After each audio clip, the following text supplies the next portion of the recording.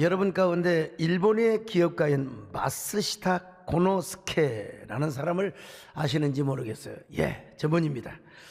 일본에서 경영의 신, 우리나라로 말하면 고 정주영 회장 같은 분이요.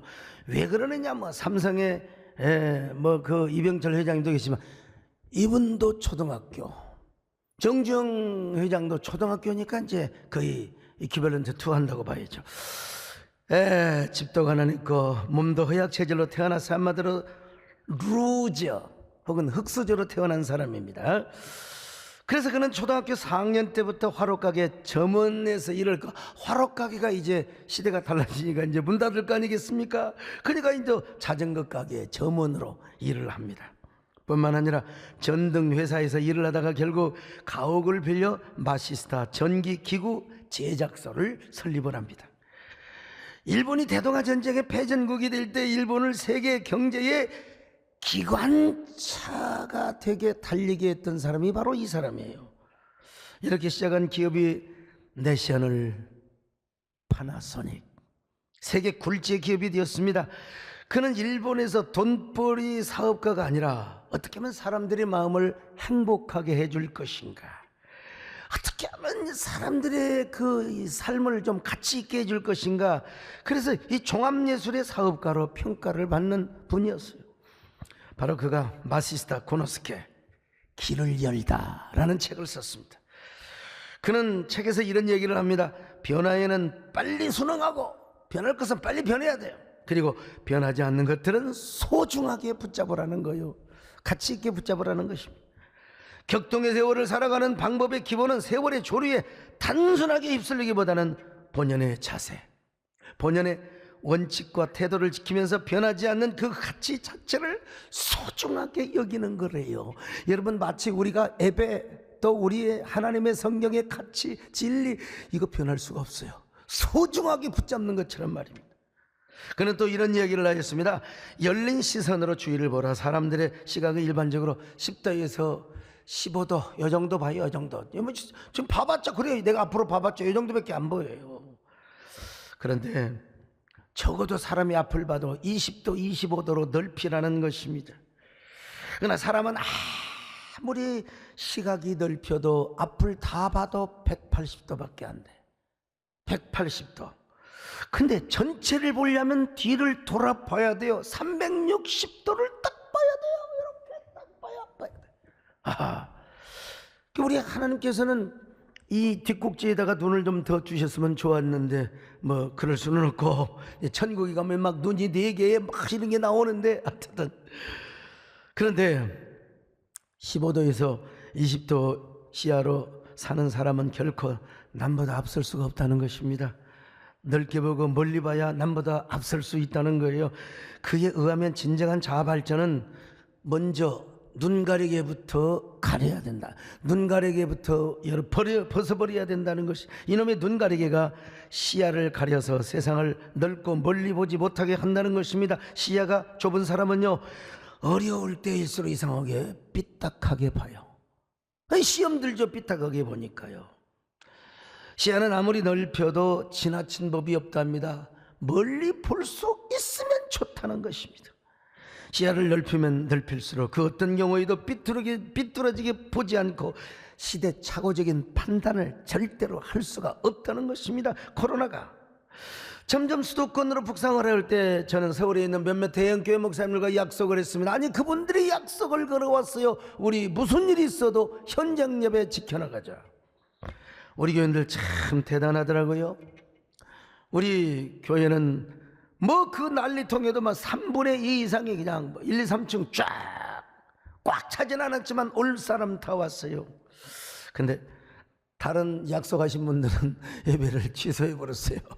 정부의 주요한 분들이 찾아다니면서 저도 왔지요. 저도 왔지만 처음에는 나도 시야가 좁으니까 그것만이 내가 하나님을 사랑하는 줄을 알았어요. 근데 아니, 마침내 우리 동네에서도 영현에서도 확진자가 이제 생겨나기 시작합니다. 나는 그때 스스로 고뇌에 빠졌습니다. 다른 대형 교회들은 다 지금 비대면으로 전환하는데 왜 나만 현장 예배를 고집하고 있는가? 혹시라도 나의 내면에 바리새적인 사고가 있거나 중세적 사고가 나의 내면을 짓누르고 있지는 않는가, 그런 생각을 하면서 제가 알고 있는 교회사 교수님들로부터 제가 이제 자문을 구하고 또 이 작은 논문을 제가 받았습니다. 그때 저에게 가장 큰 도움을 주신 분이 바로 정신대 신대원의 심창섭 교수님이십니다. 그에 의하면 유럽의 흑사병이 창궐할 때 중세 가톨릭 사제들은 공간의 권위를 지키기 위하여 믿음으로 이기자고 하면서 성당으로 보이라고 해요. 성당으로 보이라고. 그걸 주도한 교황이 바로 클레멘트 6세였습니다. 그래가지고 어떻게 됐습니까? 성당이 집단 감염의 진원이 되어서 떼죽음을 당합니다. 가톨릭은 스스로 몰락을 자초해 공간의 권위를 지키려다가 오히려 공간의 권위가 깨져버린 거예요. 근데 종교개혁자 존 칼빈은 변화의 흐름을 직감합니다. 그리고 발상의 전환을 했던 것입니다. 패러다임 시프트. 그는 먼저 구비론을 만들어 가지고 그 사회 약자들을 도왔습니다. 섬겼습니다. 그리고 제네바의 흑사병이 창궐할 때 쿼런틴 시스템을 도입했습니다. 교회 오지 마세요. 이거 오해하지 마세요. 내가 한 게 아니라 칼빈이 한 겁니다. 최소한의 숫자만 와라 이거야. 그리고 노약자들은 집에 계세요. 우리가 가서 예배를 드려주겠습니다. 성직자가 가서 예배를 드려주겠습니다. 칼빈은 예배의 존엄성을 끝까지 지키면서도 이웃사랑과 생명사랑을 실천했던 것입니다. 그래서 중세 가톨릭은 쪼그라들어갔지만 칼빈의 종교개혁 운동은 계속 발전을 거듭합니다. 이웃사랑과 생명사랑을 몸소 실천한 종교개혁자 칼빈에게 제네바 시민들은 막 박수를 치고 응원을 하지 않을 수가 없었어요. 저는 칼빈의 쿼런틴 시스템을 공부한 후에 우리 이재훈 의료 강도사님 또 김용선 장로님을 중심으로 해서 선제적 방역팀을 조직합니다. 마침내 메디컬 처치를 오픈하기 시작했습니다. 정말 위기를 기회로 바꾸는 귀한 하나의 어떤 촉진 종매제가 되었어요. 선제 방역을 잘하면서도 작년 여름 수련을 했을 때 본당 꽉 차왔어요. 여러분요, 이거 주일도 아니고 평일인데 참, 이 메디컬 처치 운영으로 우리 교회는 단 한 번도 확진자가 나오지 않고 단 한 번도 집합금지나 폐쇄 명령을 받아본 적이 없어요. 자원에서 폐쇄 조치할 일도 없었고요. 그만큼 우리가 선제 방역을 잘했습니다. 그런데 정말 희한한 것은 메디컬 처치를 오픈하자마자 우리 동네에 코로나의 자욱한 안개가 덮치기 시작했습니다. 우리 동네에 어떤 교회 뭐 그냥 200명 이상의 마마, 크고 작은 교회 저쪽 동네에서 학원 그리고 학교, 여러분 지금 아닙니다. 옛날 작년 일입니다. 여러분 보통 비상이 아니었어요. 다 우리 중고등부 학생들 초등학교 학생들로 연관돼요. 뭐 다 연관된단 말이에요. 그래서 우리는 스스로 자가격리 다 시키고요. 예? 어느 학교에서 있다 학생들 자가격리 다 시키고 부모도 자가격리 다 시키고 교회 오지 말아요. 왔다가 잘못해가지고 나까지 감염되면 어떻게 될 거예요, 여러분? 그래서 한동안 우리 동네는 죽음의 도시가 되어서 단국대생들이 돌아다니지도 않고 말이죠. 참 싸늘한 죽음의 도시. 여러분 우리는 참 잘 대처를 했습니다. 이름에도 대한민국 최초로 메디컬 처치를 개원한 교회가 아니겠습니까? 그리고 메디컬 처치라는 책도 냈어요. 사실 저는 저기 숟가락 몇 개 얹은 건데 이 책이 우리 한국교회에 얼마나 큰 울림을 주는 줄 아십니까? 때마침 우리 이재훈 의료 강도사님이 오셔가지고 저 논문을 쓰게 해가지고 우리 교회 스토리를 딱 담았어. 저 책이 우리 한국교회 방역 모델의 큰 하나의 어떤 뭐라고 할까요? 이 패스파인더가 되었죠. 길잡이가 되어주시. 한마디로 오늘 우리 교회는 위기를 기회로 바꿀 수 있는 아주 준비된 교회였습니다. 저는 현장 예배를 누구보다 강화시킨, 나는 광주 5.18 민주항쟁 시대에도 저는 단 한 번도 공예배를 빠진 적이 없어요.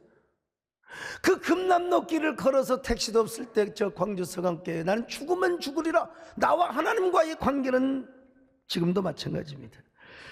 근데 우리가 잘못함으로써 이웃에게 큰 피해를 끼친다면 그것은 기독교 이웃사랑이 될 수가 없는 거죠. 그러다 저는 예배를 하루에 7번씩 늘렸어요. 7번씩. 저만큼 나를 비판하는 사람은 나만큼 열심히 하면서 한번 비판을 해보라고 내가 있어요. 곧바로 여러분 유튜브뿐만 아니라 화상줌을 설치했습니다. 여러분 저는요 유튜브 안 했어요. 근데 유튜브 한 지 딱 그냥 얼마 안 되는데 대한민국에서 가장 효과적으로 지금 사용하고 있습니다. 유튜브 화상줌은 그저 예배를 때우기식이 아닙니다. 그럴수록 더 현장 예배를 사모하게 만들어요. 19명이 매일매일 뭐 이렇게 예배를 드려야 할 때 여러분 19명 법은 지키면 됩니다. 법은요 평일날 와서 계속해서 릴레이 기도를 하도록 하고 교회 앞마당이나 주차장에 와서 또 기도를 하도록 하고 바깥에서 그냥 기도만 하고 간 것이 아니라 바깥에 헌금함을 두어서 헌금을 하도록 하고 그리고 자동차 스로도 했어요. 자동차 지나가면서 기도해야지 헌금 받고 진짜 여러분 이거는요 요즘 뭐 천공 지공 별 사람들 다 나오잖아. 이래 따라올 수 없는 겁니다. 여러분 하나님의 말씀 하나님 말씀. 그리고 제가 어떻게 했습니까? 작년 송년 예배 때는 줌으로 7번을 했습니다. 한 사람 한 사람 내가 다 이름 불러줬어요. 그리고 탈진이 왔습니다. 쓰러졌습니다. 그렇지만 저는 모래판에 오뚜기요, 저는 목계 사역에 오뚜기요, 다시 또 일어납니다 여러분. 그리고 또 이 송구 영신 예배를 또 드렸고요. 까딱하면 밤기도에 새벽기도에 적게는 2주 길게는 4주 이번에는 이제 일주일을 합니다. 또 이제 일주 밤기도 주가 쭉 합니다. 올해 작년 여름 수련을 여러분 보십시오. 이번에 특별히 거룩한 초연결 기도의 이름으로 새로운 컨셉의 기도회를 했는데 그때도 뭐 현장과 유튜브 화상줌을 연결하여 얼마나 많은 교인들이 은혜를 사모했는지 여러분 작년보다도 더 많은 사람이 참여했어요. 현장은 아니지만요. 그리고 작년보다도 여러분 배가 넘는 이 꽃향기 헌신의 헌금이 들어온 겁니다. 이게 뭐냐, 정말 우리가 얼마만큼 패스파인더 역할을 하느냐. 그때 많이 불렀던 노래가 뭔 줄 아세요? 자, 목마른 사슴시 내 물을 찾아 헤매이듯이 내 영혼 주를 찾기에 갈급하나 주님만이 나의 장수만 나의 몸 정성 다 바쳐서 주 저는 유튜브를 맨 꼴찌로 시작한 사람입니다. 근데 유튜브를 지금 제일 잘 사용하고 있는 사람입니다. 그렇게 해서 우리 교회는 온라인을 통해서 영적 역설적 슈퍼 처치를 이루는 거예요. 소위 말하면 하이브리드 처치를 이뤘어. 하이브리드란 말이 무슨 말이냐? 이거는 말이요, 미국의 문학평론가요 소설가인 레슬리 아론 피들러가 경계 해체 시대의 문화적 특징을 학문적으로 설명하기 위해 쓴 말인데, 이게 이제 각 영역에서 너무나 많이 사용을 해가지고 이제 다 알고 있는 말입니다. 두 가지 이상의 혼합이 되어 하나가 되면 더 놀라운 장점을 이루고 시너지 효과를 이룬다는 겁니다. 그런 의미에서 하이브리드 처치는요, 대면과 비대면이 서로 하나를 이루는 교회입니다. 아니, 현장 예배를 드려야죠, 당연히. 그러나 다 올 수 없단 말이요. 그런 사람들은 어떻게 해야 돼요? 우리가 온라인으로 교회 서비스를 해줘야 되는 겁니다, 여러분. 근데 제가 보니까 나는 우리 교회 뭐 그러려고 한 거 아닌데 지금까지 사역을 하는 거 보니까 내가 하이브리드 사역을 정말 제대로 해왔구나, 이런 생각을 해봐요. 앞서가는 미국 교회를 연구하여 이제 한국교회 정보를 주는 김진기 목사님이 계세요. 미국의 경우도요, 현장 예배만을 고집한 교회는 아무리 열어도 40% 30% 예배가 빠져버려. 우리나라도 지금 다음 주에 맘대로 들어, 맘대로. 그러면 100% 나오겠습니까? 나부터도 100% 장담할 수는 없어. 그래서 스텝 바이 스텝도 여러분 나쁜 것은 아닙니다. 어쨌든 간에요. 근데 미국은 그러더라는 겁니다. 그러나 하이브리드 처치가 준비된 교회는 회복 탄력성이 너무나 강해서 여러분 팬데믹 시대에도 더 많은 교인들을 얻을 수가 있더라는 거예요. 미국에서 임상을 해보니까 겁 안 나와. 우리 교회도 100%는 아니지만 여러분 2주 후에 이제 온전히 다 문 연다 그러면 아마 우리 교회 내가 볼 때는 한 80% 90% 타는 분 옛날에도 해보니까 그러더라고요. 그런 의미에서 어떤 목사님은 온라인 예배가 제2의 종교개혁이라는 말을 해버렸어요. 좀 너무 일찍 해가지고 비판을 받았죠. 막 얼마나 유튜버들이 막 벌떼처럼 달라드는. 그러나 그것이 제2의 종교개혁은 아닐지라도 교회가 메타처치로서의 변화의 기회를 맞는 것만은 분명한 표현이라는 거예요. 예, 뭐 제2의 종교개혁이라고 할 필요는 없지만 커뮤니케이션을 전공하신 우리 교단의 김태원 목사님은 성령의 가치와 본질은 고수하되 변화에는 빨라야 한다고 말했습니다. 그리고 이분에 의하면 현장 예배를 고수하면서 교회에 오지 못하는 분들에게 온라인 예배를 제공해주는 교회일수록 오히려 현장이 더 강화가 되더라는 걸 발표. 우리 한번 들어보실까요? 많은 교회가 현장만 해야 돼 했던 교회는 오히려 현장이 더 축소됐고요. 우리 세해된 교회는 경험했잖아요. 우리가 현장을 못했을 때 온라인을 통해서라도 우리가 모이자라고 했을 때 오히려 더 현장이 강화된 것이 우리 세해된 교회입니다. 우리 세해된 교회가 그걸 보여줬잖아요. 기가 막힌 말씀이야. 기가 막힌 감사합니다. 자, 여러분 옛날에는요 위대한 자가 살아남았어요. 제가 지금까지 수많은 책을 썼어요. 뭐 21세기 목회 트렌드, 그 다음에 또 뭐 21세기 교회 서바이벌. 이거 옛날 책이 다 돼버렸어요. 왜냐하면 이 코로나가 와서 우리의 목회 패러다임 모든 방식을 다 바꿔버렸어요. 그때는 제가 앞서간다고 했는데 그거 다 소용없어요 지금요. 옛날에는 위대한 자가 살아남는다고 했는데 요즘은 그렇지가 않아요. 변화하는 자가 살아남습니다. 그리고 그 살아남은 자가 보니까 위대한 거예요. 보니까 교회도 마찬가지입니다. 현장 예배만을 고집하는 교회, 당연히 현장 예배를 드려야죠. 그러나 그것만을 아는 사람은 이거 자칫하면 중세적 사고에 갇혀 있을 수 있어요. 그리고 하이브리드 처치를 이룰 수가 없어요.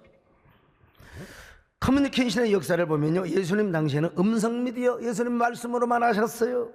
그리고 초대교회 와서 필사 미디어 이제 써가지고 이제 이 양페이지에다가, 그러니까 양페이지에 가족이다 성경을 기록해 그걸 읽어주는 것 자체가 설교였어요. 그러다가 종교개혁 시대 와서 야, 참 이게 뭐요?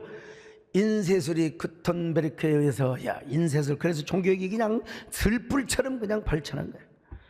그러다 현대에 와서는 영상 비디오가 중심이 되었습니다. 영상을 잘 활용하면 감동과 아주 감성을 움직였어요. 그런데 요즘 와서는 소셜 미디어와 메타버스 기술까지 사용되고 있습니다. 한마디로 소셜 미디어와 메타버스 시대는 뭐냐? 참여와 공유의 시대를 만들어요. 우리만의 소리만 얘기해서는 안 돼요. 참여와 공유, 소위 말하면 플랫폼의 교회를 이뤄야 돼요. 이런 시대에 온라인 처치를 이루지 못하면, 플랫폼은 좀 이따 하고요, 온라인 처치를 이루지 못하면 교회는 전도와 선교 전략에 있어서 동떨어져요. 온라인 처치는 뭐냐? 오늘 우리 예배 드리니까 이 온라인으로 뭐 송출해주고 그것으로 끝나면 안 돼요. 이 온라인을 통해서 복음을 전합니다. 이 온라인을 통해서 기도회를 합니다. 또 우리가 구역 예배를 드립니다. 온라인을 통해서 또 우리가 뭡니까? 양육을 합니다. 성경 공부를 합니다. 제자 훈련을 합니다. 이게 다 뭐냐면 온라인 처치예요. 온라인 처치. 그럴 때 온라인 처치가 되면 이런 교회는 코로나 시대에 얼마나 현장 예배가 오히려 더 강화가 된다는 사실을 아셔요. 아니, 오히려 팬데믹 시대에 도저히 할 수 없는 일들을 온라인을 통하여, 여러분 언제 우리가 가서 만나서 전도하고, 아까 오늘 이선희 집사님 이 얘기 하는데, 만나서도 이지만 여러분 얼마든지 이런 현대적 기기가 있지 않습니까? 복음을 지금도 교회를 기다리는 사람이 많이 있더라는 거예요. 참, 여러분 팬데믹 시대에 시대 변화를 읽지 못하고요, 끝까지 바리새적 사고, 중세적 사고에 머물러 있는 사람들은요, 여전히 15도 각도, 넓어야 20도 각도예요. 180도도 부족해서 여러분 돌아가지고 여러분 전체를 봐야 되는 시대입니다. 그렇게 전체를 보면 볼수록 우리가 지금까지 고수해왔던 현장 예배가 더 중요하다는 걸 깨달아요. 더 중요해. 교회가 얼마나 가치 있는 존재라는 사실을 깨달아요. 그러므로 변하지 않는 가치와 진리는 목숨을 걸고 지키되 변하는 것들은 과감하게 수용하고 시대를 따라잡아야 됩니다. 여러분, 이거 못 따라잡으면 맨날 그냥 꼰대 소리만 하는 거예요. 꼰대.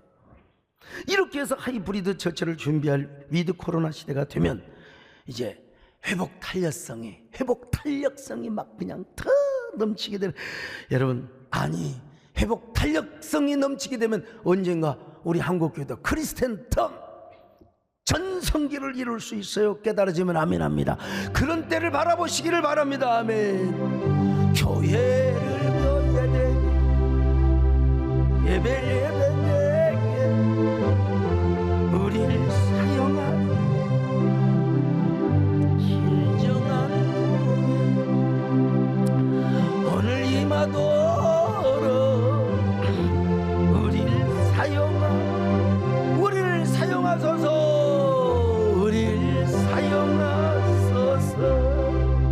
근데 이렇게 하다 보니까요, 일부에서는 그 소목사 하는 거 옛날에는 말이야 안 그러더니 소목사 요즘 달라졌다고 변절 잘해 가지고 막 정부에 너무 지나치게 협조하는 거 아니냐고 말이요. 아이, 소목사가 정부와 싸워요. 옛날에 싸웠거든. 싸웠어요. 싸웠는데 왜 요즘은 싸우지 않느냐는 거예요. 자꾸 막 쌈을 붙여. 그리고 당신이 한교총 대표회장으로서 밀고 나가버리면 되는 거 아니냐고, 그냥 예배를. 여러분, 자, 어떠세요? 누구한테 물어볼까? 서왕생은 내가 그렇게 하고 싶겠어요? 안 하고 싶겠어요? 내 성질이 하고도, 배장은 내 하고도 남지요. 당연히 하고 싶죠. 당연히. 나를 따르라. 나도 영웅심이 있어. 나도요. 내가. 근데 여러분, 전략이 없는 영웅심은 모든 장수들을 다 잃어버려요. 다 잃어버려요. 그 임진왜란 때 7청량 해전을 아십니까? 다 이순신 장군이 만드는 배 다 없애버렸어요. 저도 그렇게 하고 싶죠. 네, 그렇게 하다가 얻는 것보다 잃은 것이 많으면 그걸 어떻게 하려고. 저는 총회장이 될 때부터 이미 기울어진 운동장에서 지금 주도권 싸움을 하려는데 그나마 여기까지 온 것도 여러분 진짜 그냥 되어진 것이 아닙니다. 우리나라는 기독교 국가가 아닙니다. 그리고 단기 이익보다 장기적 포석을 두어야 됩니다. 정말 만약에 우리가 일제히 예배를 강행해서 교회에서 만약에 막 어떤 교회에서 막 1000명도 나오고 2000명도 나오고 500명도 나오고 우리 교회에서는 막 2000명 3000명 나와버리고 그러면 여러분 제가 어떻게 앞서서 일을 하겠습니까? 못하죠. 무슨 낯짝으로, 벼룩도 낯짝이 있는 건데. 과거 한국교회는 성장기 상황에 있었기 때문에 봉사 구제만 잘해도 칭찬받았어요. 근데 지금 세상이 달라졌어요. 이미 반기독교적 세력이 네오막시즘과 문화막시즘으로 교회를 노골적으로 공격해와요. 정치권도 여론을 바탕으로 정치를 하기 때문에 우리가 가만히 있으면 한국교회 불리한 입법들이 많이 통과됩니다. 이런 상황에서 전 국민이 코로나 때문에 분노하고 있고 디프레스를 받고 있는데 교회가 일제히 현장 예배를 강행한다. 강행하는 것까지는 좋아요. 근데 강행하다가 이제 여기서 저기서 감염자들이 튀쳐 언론의 공격을 받으면 그때 이제 이런 어려운 때는 반드시 희생양을 찾게 돼 사회가요. 그래서 교회가 희생양이 되어버리면 옛날에는 뭐예요? 다 뭐 신천지나 뭐 독립교회 이런데, 근데 지금은 정통교회에도 방역수칙을 안 지키면은 결국은 확진자가 나오더라는 걸 우리가 봤잖아요.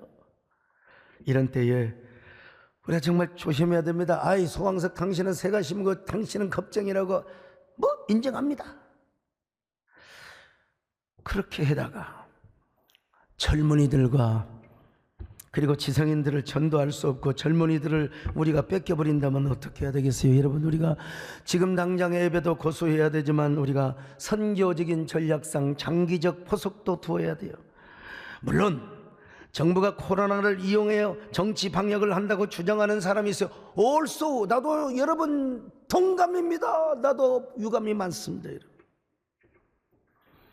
근데 이건 우리나라뿐만이 아니라요, 다 정권을 잡으면 다 우리나라뿐만 아니라 다른 나라도 대부분 다 그렇게 했어요. 근데 이걸 알면 알수록 여러분, 우리는 막 정부와 싸우고 그런 사람도 뭐 있어야 되겠죠. 근데 우리가 더 새로운 프레임을 만들어서 정부보다 더 앞선 예배 전략, 우리 앞선 선교 전략을 세우는 것이 뭐요? 하이브리드 처치입니다. 그것이 하이브리드 처치를 세우는 거예요. 그런데 하이브리드 처치를 하면은 이제 교회 이익만, 우리가 그랬잖아요. 뭐 몇 명 안 모이면 좋다 그래. 그래가지고 이렇게 그냥 화상춤을 쫙 이렇게 화상춤을 해가지고 저녁마다 또 제가 4주 동안을 그냥 기도하는 건 뭐냐, 정부에서 반대하고 예배 제재해봐라, 우리는 이런 식으로 더 잘한다. 그러면 또 우리 이걸 또 비판하는 사람 또 비판하는 사람이고, 또 이런 방법이 있구나, 같이 따라하게 되면 이건 교회가 더 함께 일어설 수 있는 회복 탄력성이 더 강해지는 것이죠. 근데 이제 하이브리드 하면 그렇지는 않지만, 우리가 의도적으로 온 건 아니지만, 야, 교회 지그들 이익만을 위해서 저래? 이런 이미지가 조금 생길 수가 있어요. 그래서 제가 좀 부족한 부분을 어떻게 하느냐, 하이브리드 처치를 넘어서 이제 플랫폼 처치를 만들자. 교회만이 담을 수 있는 하나님의 충만하심과 임재, 교회만이 담을 수 있는 하나님의 운행하심, 예배의 생명성과 전능성, 예배의 그 절대성, 그 은혜성, 요걸 어디서 못 담아야 국회의사당에서 청와대에서 담을 수가 없어요. 교회만이 담아, 교회만이 담아. 그래가지고 이 생명의 에너지를 세상으로 흘려보내요. 이게 뭡니까? 복음 전도지요. 좋은 의미에서. 그리고 세상을 섬기는 거룩한 플랫폼 교회. 우리 생명 에너지를 세상으로 보내고 선한 사마리아 소통권 이런 걸 주면서 세상을 섬기고 이웃을 섬겨요. 그럴 때 세상 사람들이 교회로 와요. 마음으로 교회와 함께하고 진짜 우리 교회로 오잖아요. 우리가 상품권을 전달하니까. 이게 바로 거룩한 플랫폼 처치입니다. 이러한 역할을 하는 사람을 저는 뭐라고 하느냐, 이 시대에, 코로나 시대에, 뭐 단테는 말고 코로나 시대에 패스파인더. 패스파인더가 뭐냐, 길을 인도해 주는 길잡이, 혹은 어떤 분야의 선구자, 선도자, 개척자라는 거예요. 오늘 본문의 세례 요한이 바로 예수님이 오시는 그 길을 여는 길잡이요, 패스파인더 역할을 했어요. 자, 누가복음 3장 3절 5절입니다. 시작. 요한이 요단강 부근 각처에 와서 죄 사함을 받게 하는 회개의 세례를 전파하니, 선지자 이사야의 책에 쓴 바 광야에서 외치는 자의 소리가 있어 이르되, 너희는 주의 길을 준비하라, 그의 오실 길을 곧게 하라. 모든 골짜기가 메워지고 모든 산과 작은 산이 낮아지고 굽은 것이 곧아지고 험한 길이 평탄하여질 것이요. 이건 한마디로 말해서 세례 요한의 지금 그 불세례, 물세례, 뭐 이런 사역을 지금 의미하고 있는 것입니다. 세례 요한은 예수 그리스도의 등장을 앞두고 이제 마음을 회개케 하는 거예요. 회개하라, 천국이 가까웠느니라 말이요. 그렇게 하면서 우리 예수님을 맞이할 수 있어요. 우리 예수님은 왕이시잖아요. 우리 예수님은 우리의 구주란 말이요. 자, 그러니까 너희들의 뭐 험한 마음, 상처받은 골짜기, 교만한 마음, 할 것 없이 울퉁불퉁한 마음, 이런 사람들이 어떻게 예수님을 제대로 맞이할 수 있어요? 그래서 교만한 마음의 산들을 낮추고 마음속에 막 삐딱하고 편견 여러 가지 있을 수 있잖아요. 험한 길을 평탄하게 하는 작업을 해서, 왜 예수 그리스도를 마음의 구주요 이스라엘 백성들에게 왕으로 모시는 영적인 길을 준비한 거예요. 예수님이 오시는 그게 바로 뭐예요? 세례 요한의 패스파인더 역할이었다는 것입니다. 오늘 우리도 마찬가지입니다. 예수 그리스도를 왕으로 모시고 철저한 주재권을 가진 분으로 모셔야 될 줄로 믿습니다. 아멘. 왕이신 나의 하나님, 내가 주를 높이고 영원히 주의 이름 성주 예수 우리 왕이 이곳에 오셔서 보좌로 주여 찬양을 받아 주소서. 주님을 찬양하고 주님을 경배하고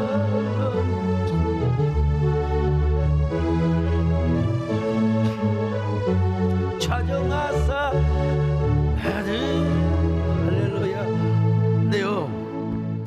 제가 나름대로 이제 패스파인더 역할을 한다고 하는데 어떤 분이 저한테 유튜브를 하나 보고 꼭 목사님 보라고, 목사님을 좀 안 좋게 하는, 몰라다가 좀 워낙 제가 존경하는 분이 하신 거예요. 뭐 보통 사람들이 하는 게 그런 뭐 내가 상관도 않고 뭐 할라 마라 말라 마라 하는데, 근데 이제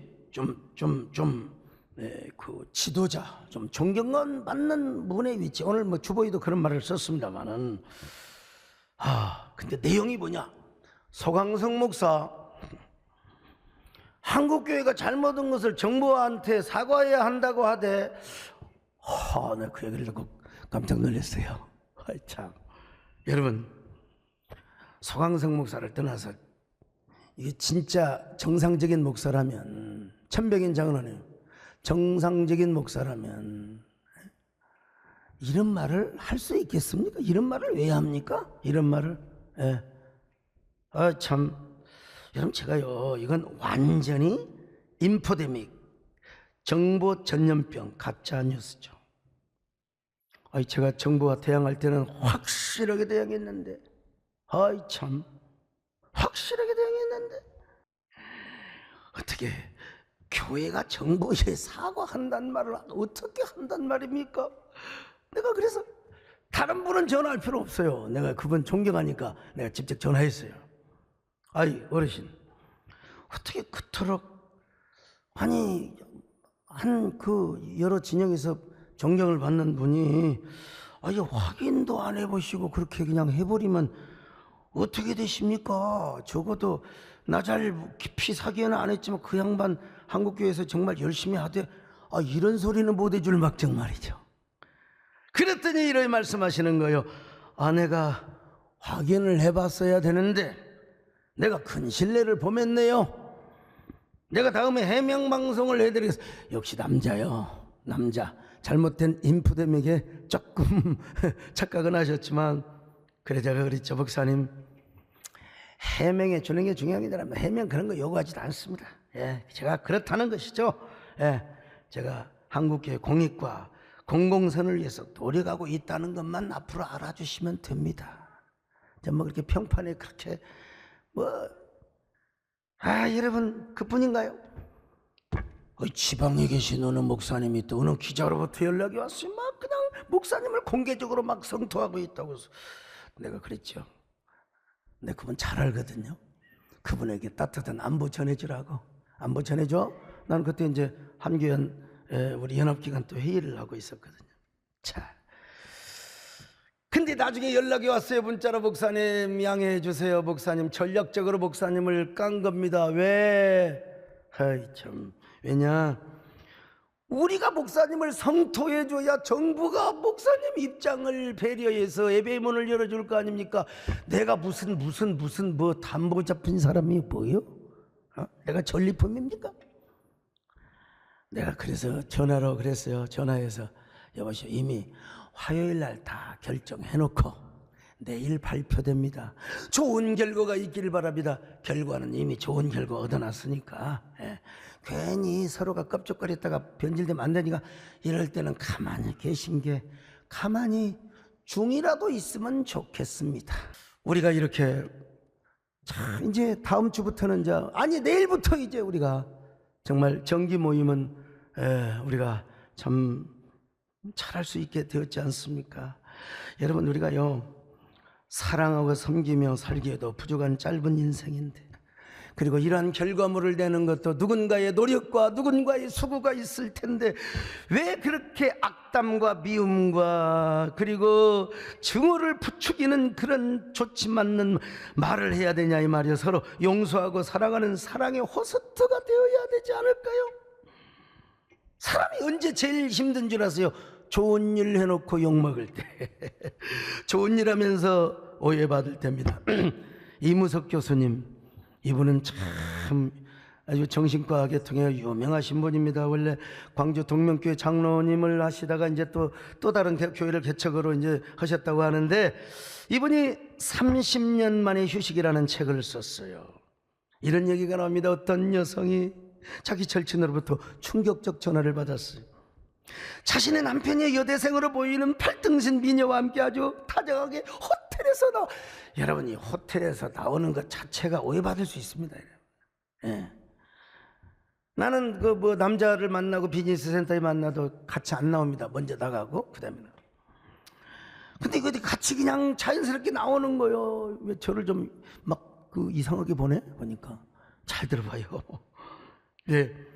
둘 사이가 너무나 예사롭지 않은 것 같은 남편을, 네 남편 잘 감시해라 대하시나야. 그 전화를 받은 친구에게 몇 번을 물어봤어요. 일부러 놀리려고 하나? 아니야 친구야, 네 남편 잘 관리해. 아유, 부인은 전화를 끊고 마음이 복잡해졌어. 우리 남편이 그럴 리가 없는데. 아니야, 남편은 다 목석이 아니라고 하던데. 기회가 주어지고 분위기가 좋아지만 우리 남편도 별거 없다고 하던데. 이런 생각 저런 생각 손에 잡히지도 않아. 내일 학교 갔던 아이가 부모님 모시라고, 야, 너가 학교는 맨날 엄마 오라고 그러냐. 저녁 준비도 안 되고 남편의 귀가를 기다렸습니다. 가슴이 먹먹하고 눈물이 났어. 남편이 들어와도 냉정하게 대하고 밤새도록 잠을 못 이뤘어요. 곤히 자는 남편을 깨워가지고 어제 친구에게 들은 얘기를 할까 말까 한숨도 못 자고 한숨만 푹 쉬고, 얼마나 남편이 원망스럽고 의심이 되었는지 몰라. 다음날 남편은 평소처럼 잘 다녀올게, 사랑해용 하고 가다가 속으로 5점 친정 여동생이 집에 왔어요. 이제 눈치챌 거요. 대학생인 여동생은 집에 들어오자마자 수다를 떠는 거. 언니, 어제 형부가 그 어느 호텔 레스토랑에서 점심을 사주면서 나 맛있게 먹었다. 형부가 얼마나 언니를 사랑하. 언니 생일이 곧 얼마 안 남았다고 처제한테 물어보는 거예요. 야, 너네 언니 무슨 선물 사주면 좋겠어? 그거 물어보려고 밥 먹으면서. 그래서 언지가 어느 호텔에 언제 밥을 사줬냐고 물어보니까 어제 자신의 친구가 말한 호텔과 시간이 딱 맞아 떨어지는 거예요. 그 친구가 호텔 앞에서 목격한 젊은 여자는 바로 누구였느냐? 자신의 여동생이었어요. 친구가 오해를 했던 거예요. 부인은 날아갈 것만 같았습니다. 자신의 남편이 어쩌면 그렇게 훌륭한 사람처럼 보이는지 눈물이 막 펑펑펑펑펑 쏟아지는 거예요. 내가 남편에게 말 안 하기를 너무나 잘했지. 내가 그 말을 했더라면 얼마나 초라하게 보이고 남편은 나를 어떻게 볼 것인가. 남편에게 말하기를 잘했지. 그러면서 남편이 얼마나 고맙고 감사하고 말이요, 얼마나 고맙게 여기는지를 몰라. 왜 얼마나 막 그냥 다리를 뻗고 눈물을 흘렸다는 거예요. 오늘 우리도 마찬가지입니다. 같은 교인이라고 해서 다 마음이 같습니까? 혹시 마음이 조금 틀리고 오해가 되더라도 좀 지켜봐야지요. 오죽하면 공자님도 말했어요. 모든 사람한테 다 좋은 소리 못 들은데요. 나쁜 놈한테는 나쁜 소리 듣고 좋은 사람한테는 좋은 소리 듣는다는 거예요. 오늘 우리도 그렇습니다. 정말 중요한 게 뭔 줄 아세요? 사람에게 어떤 평판을 받느냐보다 중요한 게 하나님에게 어떻게 인정을 받느냐입니다. 할렐루야. 그리고 하나님이 우리를 어떻게 쓰느냐가 중요한 것입니다. 여러분, 그렇습니다. 하나님께 요긴한 일꾼으로 쓰임받는 그런 귀한 성도들, 저와 여러분은 하나님께 인정받고 요긴하게 쓰임받는 저와 여러분 되시기를 주님의 이름으로 축원합니다. 예? 누가복음 3장 4절 한번 볼까요? 시작. 선지자 이사야의 책에 쓴 바 광야에서 외치는 자의 소리가 있어 이르되 너희는 주의 길을 준비하라, 그의 오실 길을 곧게 하라. 여러분은 언제나 주의 길을 준비하며 예배를 준비하며 한국교회 회복을 준비하며 한국교회 세움을 준비하는 그렇게 쓰임받는 여러분 되시기를 축원합니다.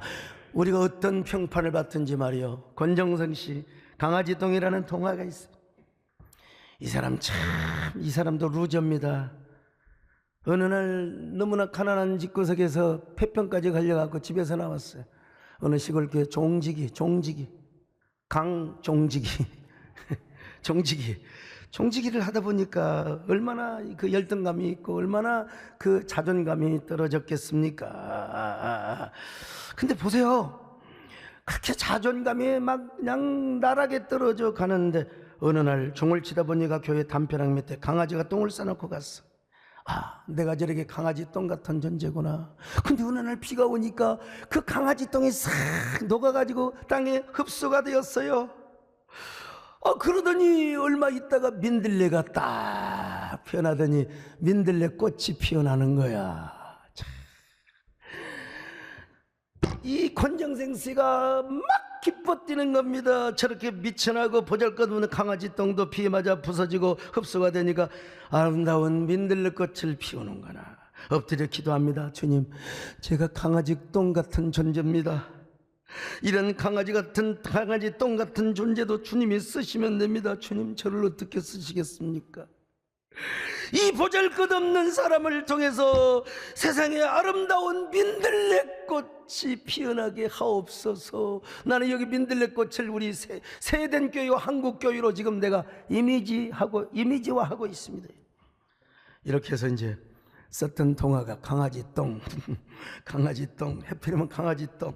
마침내 이 동화는 기독교 아동문학상을 받게 70여 편이 넘는 동화를 써서 돈도 많이 벌고, 네, 아주 유명한 사람이 돼서 지금 고인이 되었습니다만은, 여러분 그렇습니다.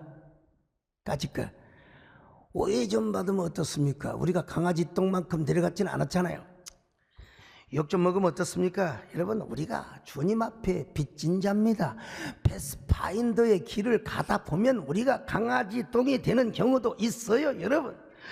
그러나 강아지 똥처럼 밟히고 오해받고 비난을 받을지는 모르지만, 그러나 비가 와서 내가 강아지 똥처럼 서 있던 그곳에 민들레가 피어난다고 생각해봐.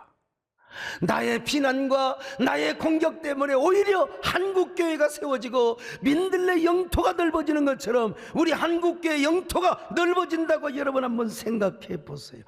특별히 우리 하나님은 큰 길을 여시는 주님이십니다. 큰 역사를 행하시는 분이십니다. 여러분, 하이브리드 처치를 세워나가고 거룩한 플랫폼 교회를 더 견고하게 하는데, 여러분 잠시 우리가 뭐 강아지 똥이 되면 좀 어떻습니까? 아멘입니까? 주님이 운행하시고 주님이 역사하시고, 여러분 그 자리에 민들레꽃이 피어나면 되는 거 아니겠습니까? 주여, 강아지 똥이 되어도 좋사오니 주여, 우리 모두 하나님 패스파인더의 길을 가게 하여 주시옵소서. 오늘 이 말씀이 여러분의 마음을 압도하시기를 바랍니다. 할렐루야. 주여기 은행하시네